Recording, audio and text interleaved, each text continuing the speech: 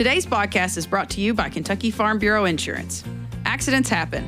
Without the right coverage from the right insurance company, damage to your automobile can be a real financial hit. That's why Kentuckians appreciate the competitive rates and personal service they get from Kentucky Farm Bureau Insurance. When the unexpected happens, count on us to help you get back on the road. To request a free quote, find your local KFB insurance agent at mykfbagent.com. Kentucky Farm Bureau, big on commitment. Hey, Matt, how's it going? It's good. It's a good week. It's a fun week. It's July. It's July, and it's Independence Day soon. It is. In the year of 250. We hit it. We hit the birthday that I don't think the rest of the world really cares about, but by gosh, do we. We make sure you know it. We are excited. And it's okay. I like it. I dig it. And Tim's been making sure you know it in the magazine with talking about our country and our state in different ways in relation to the 250. Thanks for noticing, man. It's been very good. Hey, I was around when we had the bicentennial. Yikes. No, that was good. 50 years ago. Yeah. Whoa. Yeah. Were we as excited then as we are now? Oh, man. Let me tell you, I was a sophomore in high school, and it was a huge deal that we were turning 200. Nice. Yeah, so you've gotten something cool coming up. You got a picture. You got a picture with an eagle. Coming to your mailboxes soon. I wrote about this at the beginning of the year, knowing it was, we were going to do a lot of historic, kind of things. I thought then, I'm going to put a bald eagle on the cover of the magazine. Mm-hmm. They're more, their populations have grown. I'm going to go out and find me an eagle. Mm-hmm. Well, let me tell you what, that wasn't nearly as easy as I thought it was going to be. But everybody's seen an eagle. I think for 3 months straight, you were like, you know anybody that's seen an eagle? I was like, yeah, I can name you 12 different people that have eagles close to them. Yeah. But you don't know when the eagle's going to fly. But what's close mean to, close close is Let me tell you. So you could go, there's an eagle. That's not a picture. So it's up there. I went to Dr. Google and found out where you're most likely to see an eagle in Kentucky. And one of those spots was very close to my home, by Taylorsville Lake, as a matter of fact. So my wife and I, we get our camping chairs, and off to the lake we go. Yeah. And we sit there in the parking lot, and we put our chairs out, and I got my cold Pepsi Cola out, and my camera, and then I wait. And I wait. And I wait. And finally, there he is. And he's only about 4 miles away. A mile and a half away. Yeah. And I gotta have a confession. I was snapping pictures of any bird that I saw within range, that I could get a photo of. So it wasn't really until the next day that I knew that I had taken a picture of a bald eagle. Oh, wait, if it flies, Just you just bird. take a picture. Well, and then you guys zoom in, you're like, I'll be darned. That, but he was so far away, it was hard to tell in the camera until I got it loaded. Well, it sounds like you could have picked any of the best pictures and just put an eagle on the bottom of it and be like, there it is. So anyway, I was really excited that I had really seen one, but it wasn't photo perfect enough to go on the cover. Right. And so then, days went by, weeks went by, and you get busy, and I thought, I'm not going to get this. I'm just not going to get it. So I remembered at one time the Salado Wildlife Center in Frankfort, which is, by the way, a dynamic place. If you haven't been, you got to go. Cool. Mm-hmm. They had one, but that was a while back, so I wasn't sure. So since Salado is only 5 minutes from my house, I was driving by one day and I thought, I'm going to go check. And sure enough, they have a 13-year-old American bald eagle. I say American. North America is what they're... No, he's American. Yeah. Let's be honest. So, and it just so happened that this guy had been hurt in the wild, and they made a lot of efforts to get him, fixed up so he could go back to the wild. And when they realized that he couldn't, then, he came to the Salado Center in 2015, and they used this guy. He is beautiful, and kids get to learn when school groups come in or people come in. They get to learn about bald eagles and how they have been rescued from near extinction. That's a tough word for me. And their populations have really grown. Yeah. And this guy, I thought I was going to cry. He just posed for me, watched every move I made. I think they just live in a pose. Every time you see them perched up, they're just like... I'm just thinking, man, I've never been this close to an eagle. Yeah. And I was snapping away. So we love this story. So that we're making some videos, right? So I've been joking with Tim about renting an eagle. How do I rent this eagle? You cannot rent an eagle. I don't think you can rent an eagle. I don't think that's allowed. You can rent anything. I don't know. We're going to call these people. Like, hey, how do I get that eagle wherever I want? Can we put the eagle Tim Thornberry said we could borrow your eagle. We need an eagle. That's how I'm going to start the phone call. Hello, ma'am. Do not ruin my reputation with I'm the Fish video and guy Wildlife at folks. Farm Bureau. We need an eagle. How do I get my hands on this eagle? I'm sure nobody's asked him about that this year. Yeah. Is there any chance we can get that eagle wherever we want? So I'm pretty sure the answer is no. No. Don't call me back. They say you don't know till you ask. You don't know. I am notorious for at least asking and getting told no. It's okay. It's all right. So I know is the cover looks awesome. Cover's it is awesome. Majestic. Cover's awesome. It's very. We have a very patriotic kind of edition coming out. Mm-hmm. And, our Down the Back Roads column sort of talks about the eagle. And, very cool. And I was just so excited. Excellent, yes. Well, speaking of what's more American than rural communities in our state? Right. And okay, 250 years of building them, and one might say developing them. Yes. I just love the way you worked your way into that. So who's our guest today, Tim? Travis Burton. He's the director. He's the state director of the USDA Rural Development Office here in Kentucky. Mm-hmm. Great guy, absolutely. A wonderful person, good agriculture guy, good rural development guy. Perfect for this job. And I got to tell you, the rural development folks, they do so much and are so helpful. It's amazing what all they do. And Travis is going to talk to us about that, some of the programs that they have. And it just doesn't, it's not just farm folks, it's all folks that they have something, that could probably be of benefit to them. And, I always say this, when our farm families and our rural areas are doing well, then the whole state's doing well. Yeah, in America. Right, yeah. Yep, you will hear an extra voice on this one. Tim invited me.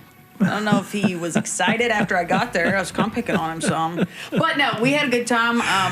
We got a couple people from rural development. You'll hear from another one in another podcast episode. But Travis is just phenomenal. Great people. We're very blessed with a lot of really good leaders. And so I was excited to be in there with you, Tim. Well, I was happy to have you. You were very helpful.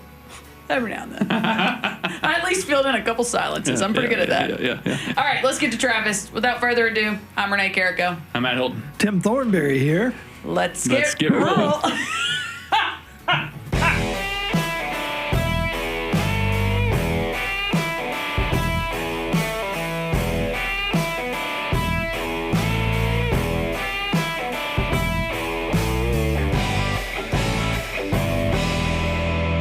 This is your show. You want me to start it? No, I'm good. Well, here's the thing. Today is a special day because normally Matt Hilton and myself just get to do the opening with Tim. So he goes on the road and finds people and interviews them. And then he comes back and says, I have a really cool story we're going to put on the podcast, Renee. Do you want to do an opening? And I go, oh, it's cool. I didn't want to talk to him anyway. It's all fine. But today, Tim said, Renee, come downstairs. Join me.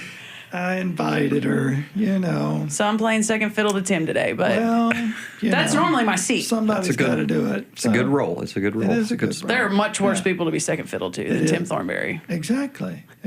So Tim, who's with us? Travis Burton, State Director for our USDA Rural Development Office. Sir, that's me. Travis. Excited to be here. Welcome to the podcast, and we're excited to have you.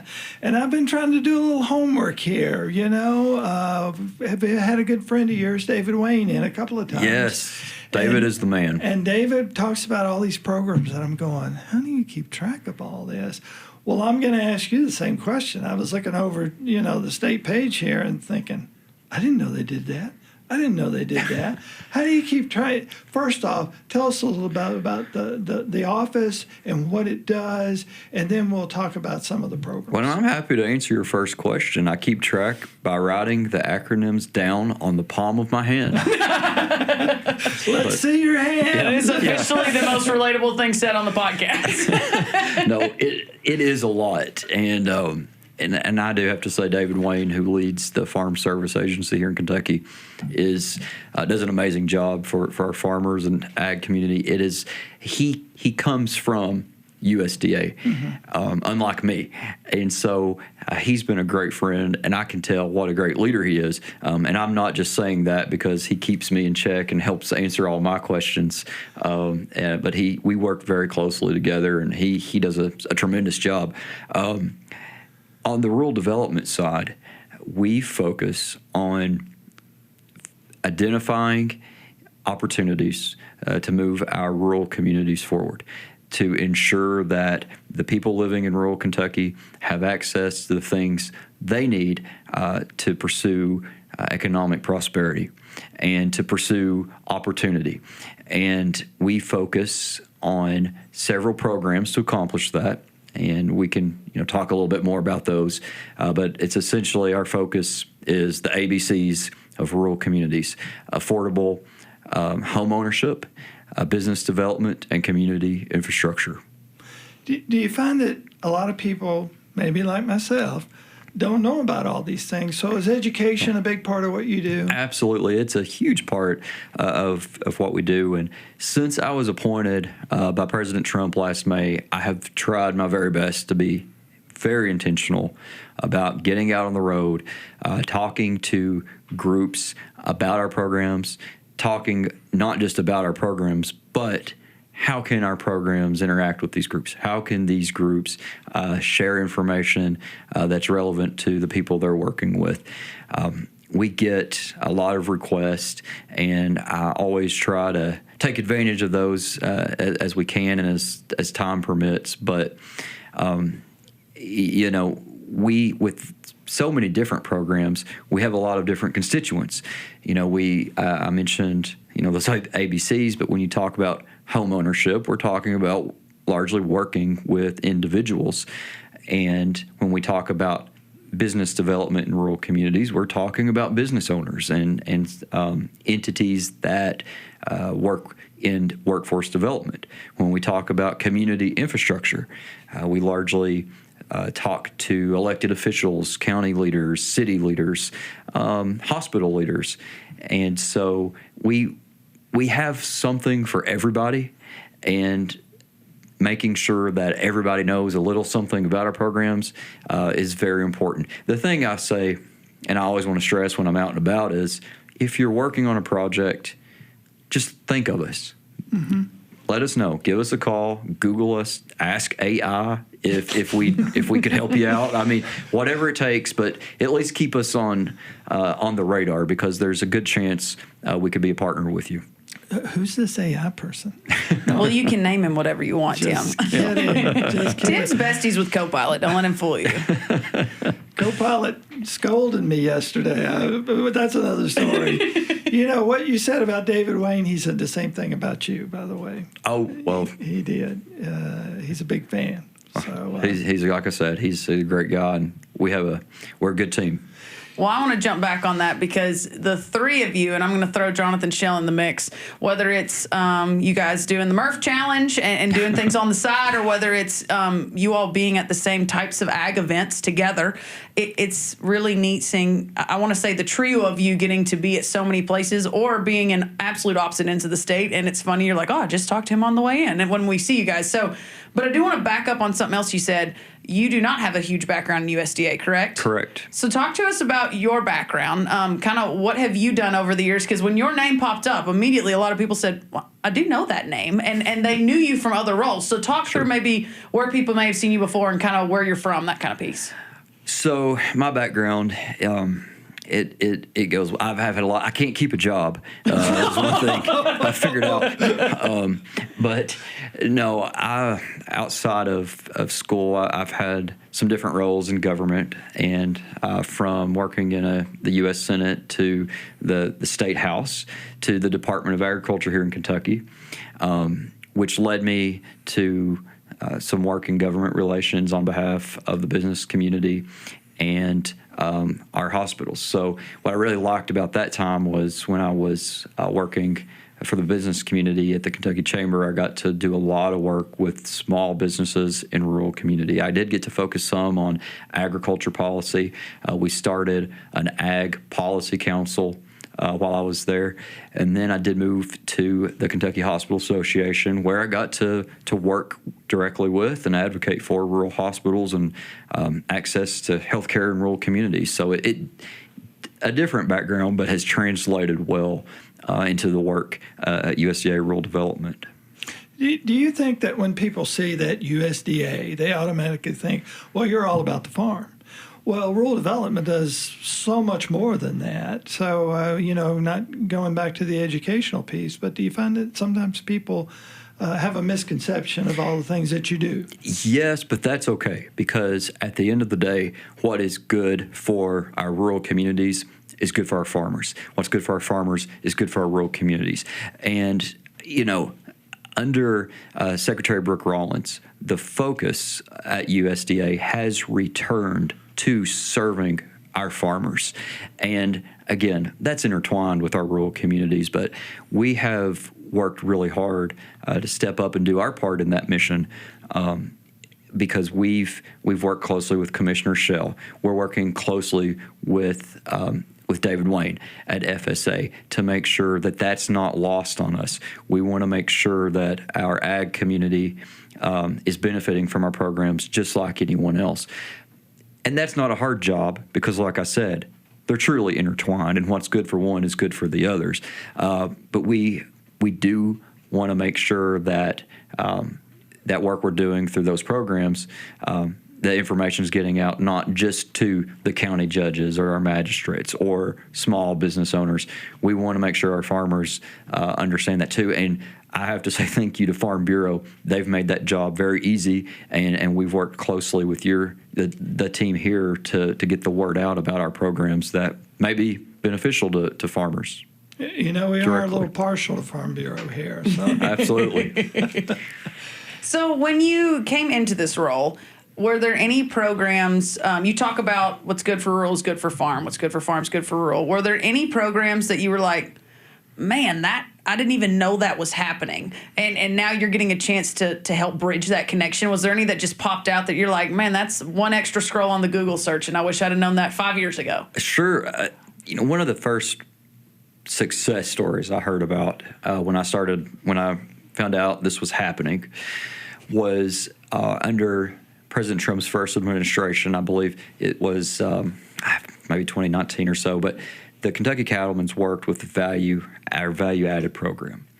And essentially what that program is, you grow tomatoes and you want to make salsa. This is the program for you.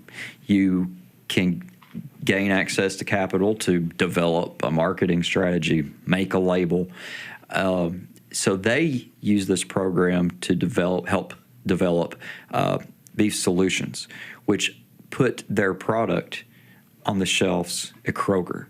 A huge win for our producers here in the state to have access to that shelf space at a major retailer. And that was a big example and a big success story, and I thought that's really cool. And so we've been shouting that from the rooftops. It's a great avenue to use. And there's some others. Our distance learning and telemedicine program that runs the rural development. It's helping schools. It's helping hospitals purchase needed equipment to make a real difference in the lives of students, whether it comes to how they educate them or how our hospitals and schools work together to either train the workforce of the future and even in some instances provide care. We've seen one example of a success story from our distance learning program where a local hospital had equipment that was placed in schools in rural areas, and students and even parents could show up at those schools, log on, and have their vitals read, see a provider from the hospital. All they had to do is go to that school. So they're doing some really innovative things with our programs, and those are just a few that pop to mind immediately. One of my first connections, I guess you might say, with Rural Development Office came many years ago when the subject of broadband was prevalent, as it I think has been since then. But at the time, there was a big push, and as we all know now, who can live without it? Right. And so rural development's had a major part in making sure that that gets what they used to call it, to the last mile, I guess you might say. Yeah. We're committed to closing that digital divide. Well, that's got to be pretty exciting, and that's one of those things that it's not only affecting the farmland folks, but it's affecting people all over the state, to get that done. Yeah. Being able to close that digital divide, it's good for everybody. It's good on the education front. It's good on the access to healthcare front. It's good if you've got a farm market or a farmer's market and you want to be able to swap cards on site or make a purchase on farm. It's important there. So it impacts, as you all know, it impacts us in every major way you can think about. So we do.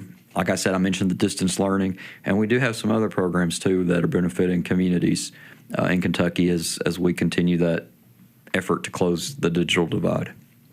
Investing in rural communities is a big deal. So here, I'm asking the question, when it comes to investment, what kind of dollars are we talking about there? We, under this administration, since President Trump's been in office, we've been able to direct $1.52 billion with a B, billion dollars into Kentucky, into rural Kentucky. That is making a difference for our citizens that live and have their families and are living their lives out in rural Kentucky, the best place to live, work, and raise a family, for our small businesses, and hopefully making the jobs of our county officials who are focused on building communities where there's countless opportunities for our people, making their jobs a little bit easier. But that billion with a B, it's a big number, and we're just really getting started. I've been here over a year, but every day we're working hard to continue moving that needle forward. I believe that we have a team that shows up every day to our offices across the state, and the work they are doing is helping us make progress. In D.C. at USDA headquarters, we have an amazing Secretary of Agriculture, Secretary Brooke Rollins, and her passion for improving the lives of farmers and our rural communities is second to none. So it's exciting work. Well, talk through the staff part. So from a farmer background, and you said that in the beginning, we do a lot of projects as farmers, and we may go to the extension office, and we may be used to go and bug David Wayne and them and the conservation district and never know which door goes to which way because they happen to share a lot of buildings. Talk to us when you talk about your staff throughout the state. Kind of how is that set up for those that are unfamiliar with rural development? Are you guys similar in the sense that you have a lot of offices, or people kind of field men? Talk through that for us. Well, David Wayne has a lot more offices than we have, but that's okay. No, FSA is they do have a lot more offices, but we have offices across the state from east to west. We do share offices in a lot of situations. There's a couple standalone, but we have all the way over to Mayfield, to the east in Hazard and Paintsville, and everywhere in between. Now, our team doesn't necessarily just focus on the geographic area they're in. Our team is embedded in our rural communities. They understand our rural communities, and that's great. That does help guide our work. But, it's not uncommon if an application comes in or a question comes in that, you might have somebody out west in the western part of the state working on it, if it makes sense, if it falls within their expertise. So that's kind of how but anyone that wants to come in and talk to us, we have our on our website our map and our rural development offices, and we're happy to sit down and talk with anybody anytime. I want to go back to the money. Sure. That's tremendous to know that we have an administration out there who has guided those kinds of funds into our rural communities. It's going to make you feel really proud, doesn't it? It does, and we understand. Look, we're the federal government. It is a lot of paperwork. It can be. You have to do your homework. We get it, but that's also goes back to protecting those dollars and making sure we're not wasting taxpayer resources. And I don't, in Kentucky, the stuff we're announcing, the stuff we're working on, it's great stuff. And one of the things that we're promoting and talking about right now, the meat and poultry expansion program. We've seen success in Kentucky with that program. Actually, in Caldwell County, Better for Butchery got up and running earlier this year using that program. They're sourcing from Kentucky farms, and they're getting their product in all kinds of markets. And they're also, in addition to that, they're working with Commissioner Shell and his team on the Food as Medicine initiative, and in an effort to make America more healthy, or make America healthy again, because just when you know where your food comes from, it's going to be better for you. There's just no doubt about that. And so this program, the Meat and Poultry Expansion Program, it is designed to help strengthen our local food supply chain, and we hope to see some applications in from Kentucky that are able to take advantage of that, just like Better for Butchery did in Caldwell County. We love good success stories, and so we're excited about that, and we're out kind of trying to spread the word about it right now. And that not only, benefits the end receiver, the consumer, but certainly the farmer too. So it's really a win-win situation for everybody. Isn't Absolutely. It? And that particular program is designed for smaller processors. So the more that take advantage of it, that can utilize it, it's going to increase competition. That's good also for the consumer. So everybody, it's a win-win. It's a win-win program that we're excited to see phase 4 of, and like I said, we're working right now to get the word out about it. We also have other programs right now. One's our Rural Development Block Grant. It's designed to work with some of our partners. I will say, we have a staff of under 50 people. There's only so much they can do in a day, but there are entities across Kentucky, whether it's KCTCS, whether it's Kentucky Highlands, that are intermediaries that can receive these grants and use those to help develop our workforce, improve our workforce. One of the examples of that program was down in Hazard, the Hazard Technical Community College. They used that grant to purchase equipment for their plumbing program. So that's a need everywhere. We need more plumbers. And so using that program, Hazard was able to step up to the plate and invest in that program. And we're going to see hopefully more qualified plumbers in that region. So I need one of those, by the way, right now. So I'm just saying. We don't need any more detail on that situation. Well, I do want to ask you, you brought up a good point, and obviously that project in Caldwell County is doing great because Caldwell County is a great place. That's where I grew up. So we're going to say that Princeton's just the mecca of all the things. Right. Yeah. I'm supposed to be Central Kentucky now, but I can't let go. So, but you talk about that, and some things I do hear, and I, in a previous life, worked at the Office of Ag Policy. So we got that question there a lot too, and I helped with the meat processing program. So this is kind of fresh, but I'm too small That's big dollars. They want big projects. They don't want little old me. I don't even need to reach out to that office because they're looking for those big multi-county, multi-producer, giant projects.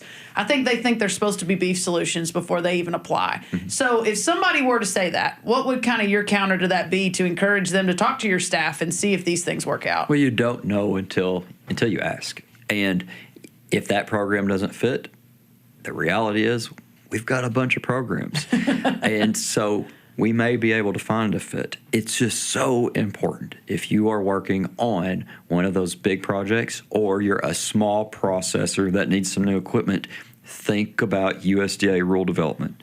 Just talk to us.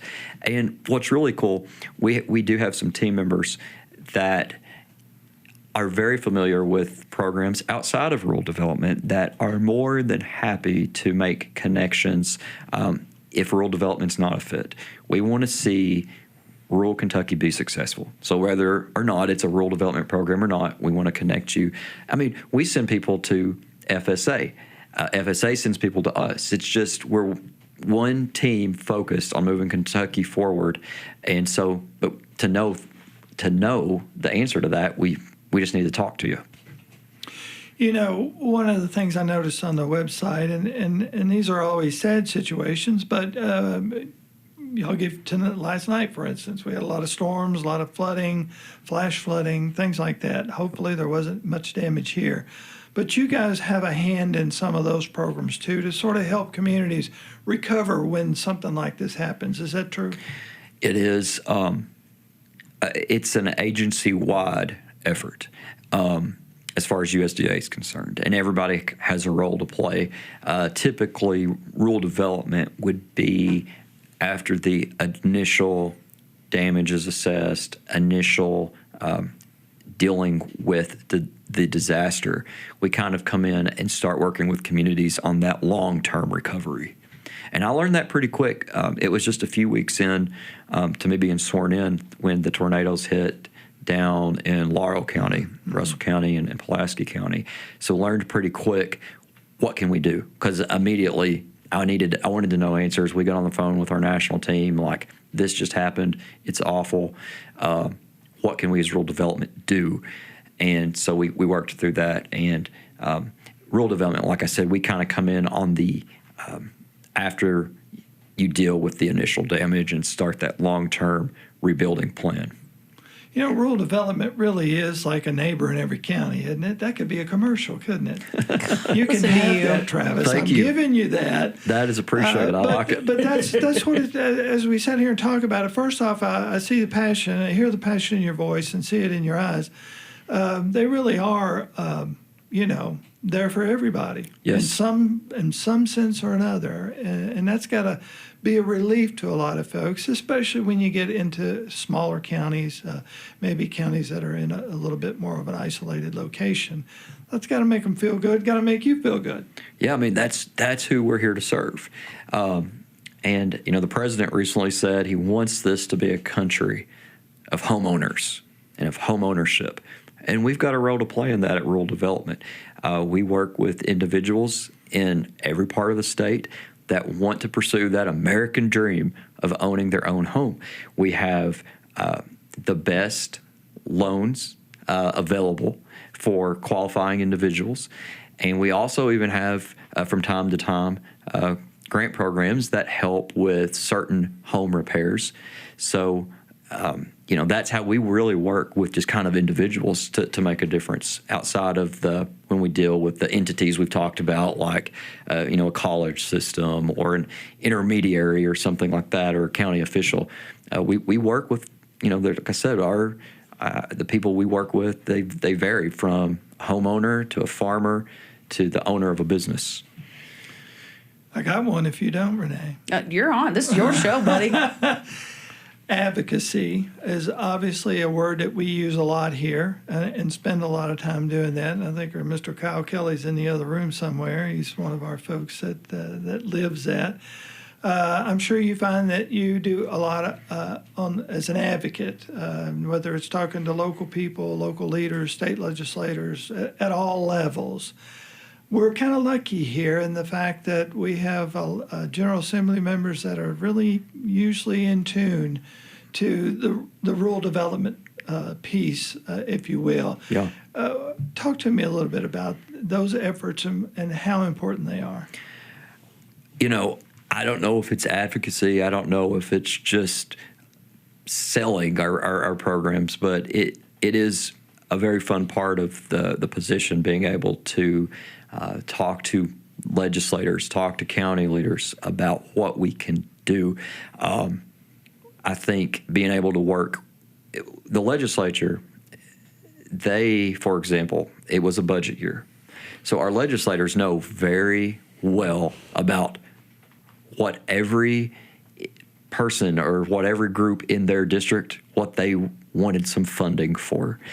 And so, not everybody can get everything they want. So, it's been kind of fun because it's kind of like, well, we can't do it. Maybe you could talk to rural development. And I love that. Because it does open the door for us to be involved in programs or in projects and initiatives that we may otherwise not know about. So I think that's been a plus, being able to work with the legislature, understanding what's going on across the state and figuring out if there is a role for us to play. We do work very closely with our congressional delegation, Congressman Comer, Congressman Rogers. I talk to their teams very often, Congressman Barr and Congressman Guthrie. We work with them very closely to understand what they're hearing from the ground, what requests are they getting, and we do our best to approach it as a team. And again, it's not about, does this office do it? Do you all do it? It's just about getting it done for rural Kentucky. And they understand that. That's what they love. And it helps us be, I think, very effective. It's sort of the team does it. Absolutely. I'm looking at the website here, and something that popped up. It says develop a community economic plan. You're not just only working with individuals; you're working with communities. And talk to me a little bit about that. What does that entail, and what are some of your what's the word I'm looking for, Renee? Plans? Plans? No. Well, no. Experiences, I guess. When you go into a community and you go into a meeting, the communities that have seen the most success with the programs that rural development has are the ones that have the room packed with their elected leadership, with their business community, with their healthcare leaders, all hands on deck. And we have so many communities in Kentucky that when they come together to get something done, that means everybody's working on it. Everybody's working for that shared goal. Those are the communities that seem to have the most luck when they pursue these programs. And I love it because you get to go and celebrate with them a huge accomplishment, whether that accomplishment is a new library or a hospital expansion or being able to finally purchase a needed ambulance or fire truck that protects people in their area.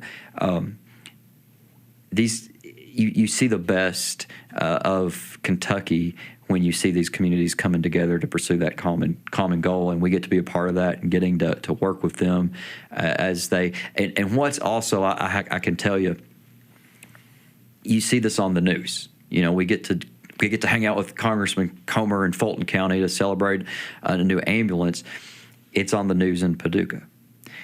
Before I get back to Lexington, I'll have 3 text messages from county judges or legislator, whoever, about, hey, we need to talk, because it gets them to thinking like, hey, our community could use that, or we're working on this and hadn't thought about maybe USDA, but they may have a role in this. So getting to get out, celebrate with communities, it's important to mark their success that they've had with a program or another, but it also, I think, opens the door for us to work with others throughout the state and spread the wealth. I throw this word around a lot, networking, and we use it, but it really is critical, whether it's a Farm Bureau partner or whether it's a community partner or at whatever level, or legislators, whatever the case may be. that networking component not only, I would imagine, spreads the word, but really helps you all, in all your efforts, no matter where they are, no matter what they're about. Is that a fair assessment? It does. And I think one example, our conversations with the Kentucky Department of Agriculture, Commissioner Shell, he's very focused on expanding markets and the Food is Medicine initiative, which is getting locally grown products and Kentucky products to patients and to hospital facilities. And but what's really important is that we're aware of who they're working with so that we can make those people aware of our programs and make sure if we have an applicable program, they're pursuing it. And we take that very seriously. And again, it goes back to farmers first. We want to put farmers first. That's who USDA was established to serve, and we've returned to that mission under this administration. So for the first time ever, USDA Rural Development and the Kentucky Department of Agriculture, we have a monthly meeting just so our teams can talk about what they're working on so that we're not letting anything or any opportunity fall through the cracks. And we've seen some success with that, and it helps us stay focused on that mission of helping those that we're supposed to be helping. Do you get to keep this job forever now? Unfortunately. Sounds like you need to. No, unfortunately, no. I think I've got a little over 900 days or something like that left. But we're trying to make every day count. But we'll go to bat for you. Don't you worry about that. Well, I have to say, and I said this at the beginning, it's an amazing opportunity. I love it. But the reality is I'll leave when President Trump leaves. So I'm not here for a long time, but I am here for a good time. And I always, I want people to reach out to us for that reason. So. And do as much as you can in that time. Yeah, absolutely. Right. If you've mentioned several programs, is there any particular thing that's coming up, that's happening soon, that I won't say one's bigger than another, but sometimes there may be deadlines coming up for certain things. Is there anything like that happening right now at Rural Development? So we're happy to talk about any of our programs at any time, especially on the loan side. Our community facilities program, for example, great loans that can help. If a fiscal court is able to take on a little bit of debt, we have great terms. We'll talk to anybody anytime. I think I've probably mentioned the ones that are the windows are open right now. The meat and poultry expansion program that's a big one. That's a big one, and it's very important to the administration. The secretary was in Virginia, I believe, just a few weeks ago, highlighting the impact that we hope this program will make for our small processors and our food supply chain. So that's a big one. And it's open, I believe, until August. Coming up sooner is our rural block grant program where intermediaries and other entities can apply. A county looking for a strategic plan, they may be interested in that. An education institution that wants to look at if they can do a program that will make a difference in the local workforce. We'd love to talk to you. So those are the big ones at this moment. But we always, have new programs opening, and we try to. We do a newsletter, and that's an easy way just for people that may be interested, even if there's not something right now that piques their interest. If something comes open, we try to send that out to our email list as often as we can, and we post on X about opportunities. So we do everything we can, just rapid fire of trying to get information out in addition to going around the state and yelling about it. So. Well, I go around the state yelling about a lot of stuff. We hadn't kicked you out yet. And you hadn't kicked me out yet. It gets it done. I will say one more thing. In another life, as Renee said, I worked in education at state level. In particular with vocational training at the secondary level.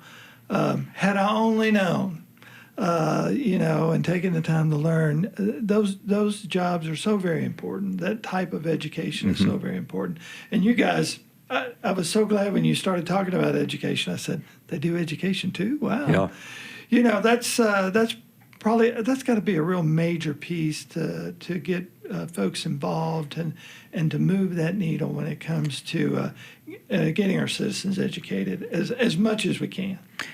I think there's so many things I've loved about this job. I would say probably dealing with Commissioner Shells, not one of them, no, just kidding. but getting to go to our schools that rural development's been able to work with, to get that equipment, seeing the kids that are going to benefit from it, that makes you feel good. That really, at one school we went to in Eastern Kentucky, they had kids from each of the grade levels that were going to be impacted all the way up to high school. And they were just all excited to hold the big check and get their picture with the big check that we got to take down there. And, you know, it was more than just that day. It was more than just that ceremonial check. It was, these are the kids and the students that are going to use the equipment and have opportunities they wouldn't have otherwise had because of USDA rural development. You know, down in Rockcastle, I'm from Rockcastle County, married into Garrett County, but they when we celebrated they received a distance learning grant, and we worked with them and a couple other school districts to hold an event to highlight all three districts' work with that grant and what it meant for their students. But there in Rockcastle, Superintendent Carrie Ballinger, she wanted to do it big and really showcase the impact it had. And they showed us right there on these huge screens their ability to connect students with the local hospital and see the work of the hospital happening live and have providers and experts interacting with students live through that equipment. And that was really cool. And just, again, getting to see and think about the impact that's going to have over the years for the students that have access to that. It's just, I guess, something to get excited about. And that is quite a community hospital, let me tell you. Yes, sir. The first time I drove by it, I went, you know, I looked at it and I said, because I've been to Rockcastle County a lot of times in Mr. Baker's school. Yes. And, you know, they were just doing a tremendous job there. And it was, it really is a joy to get into some of our smaller communities and see the progress and some of the things that are going on. And I'm sure they're excited about it too. So. Yes. Renee? I'll give you the last word. Oh, bless. No, I do want to make sure. I'm trying to be Matt Hilton here. Me and Kyle said we're going to tell him we didn't even need him. You know, we just covered it all. But I do want to make sure the listeners know in the footnotes, we'll try to give a link to where you can subscribe for that newsletter and then also the website. So if any of this that we've been talking about with Travis today kind of piques your interest, or you think of someone that it's really good for their business or maybe what their projects are, you can forward it on to them. But Travis, I'll tell you the same thing, and I keep calling you guys like a trio, but you and Jonathan and David, there's just an outward obvious passion for what you're doing, whether it's the exact role you thought you'd be in when you were 10 or whether it's something that feels like it's not. Then you tell a whole story about your home county and talking about your previous role and working with hospitals, and now this full circle moment where you're bringing education and rural development in with it. So I mean, your passion is incredible, and it may not be long, but it sounds like we've got a pretty good hit to get started with this bulk of money. So we can't tell you thank you enough. It's great what you guys are doing, and small but mighty staff, y'all are getting a lot done. Thank you. They work hard, and it's an amazing team. And like you said, that'll be in the footnotes. Check us out. We want to work with you. Well, we're happy to have you here today. I've been telling, is Kyle still in the other room? I've been telling him, we got to get Travis in here. We got to get Travis in here. So the first few dates he was sending me, I was going, I'm not going to be here. You are a little bit integral for the interview part. So glad it worked out. Finally got it. And just appreciate you being here so much. Thank you all for having me. Anytime you want to come back, talk about rural development, that seat is yours. I appreciate it. Thank you all. Thank you.